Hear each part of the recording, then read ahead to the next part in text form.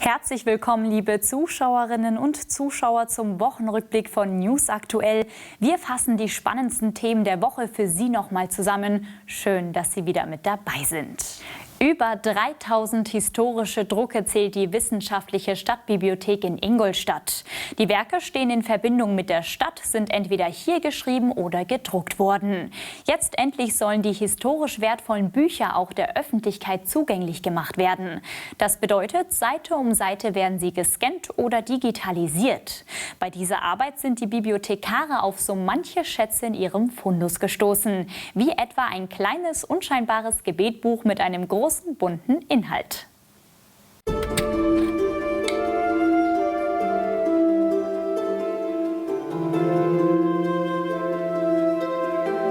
Hier haben wir wirklich ein kleines Büchlein, einen kleinen Schatz bei uns in der Wissenschaftlichen Stadtbibliothek. Aber ich finde, das macht gerade auch den Reiz aus, dadurch, dass es wirklich mit knapp 400 Seiten alles komplett bunt ist. Also wenn man es hier durchblättert, dann sieht man, dass man ein komplett buntes Büchlein hier vorliegen hat.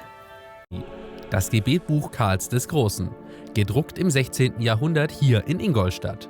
Das Büchlein ist ein Faksimile, eine originalgetreue Kopie, bespickt mit Holzschnitten christlicher Motive, allesamt von Hand koloriert.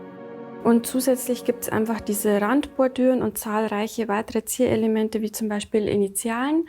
Und das Schöne ist, dass eben all diese Zierelemente und alle Bilder handkoloriert sind. Das bedeutet also, das Buch ist gedruckt, aber es wurde mit Hand dann eben farbig koloriert.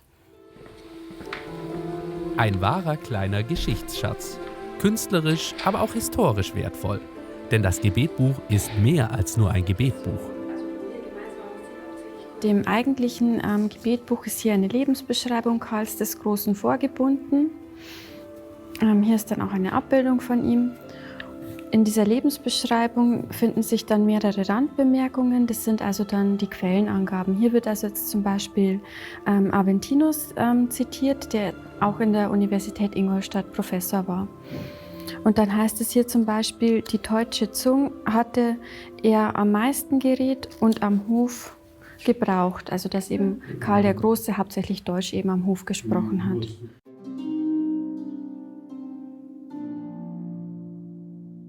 Von dem Buch gibt es noch andere Exemplare. Doch nur dieses ist vollständig bemalt. Als Kunstwerk ist es damit ein Unikat.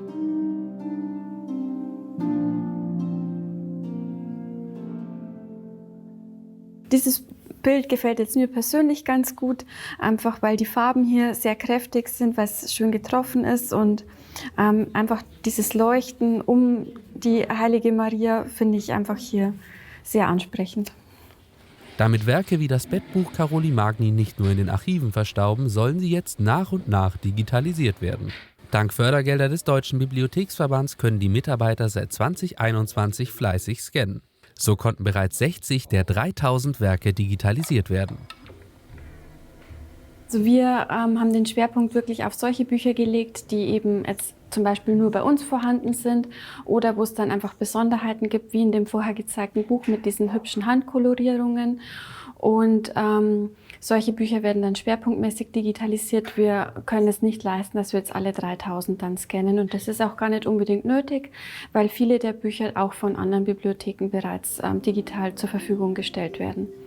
Über die Webseite der Wissenschaftlichen Stadtbibliothek ist diese digitale Sammlung nun frei zugänglich. Einzigartige Werke aus Ingolstadt. Aus dem Pergamentbuch mit Holzschnitt wird damit ein PDF im Internet.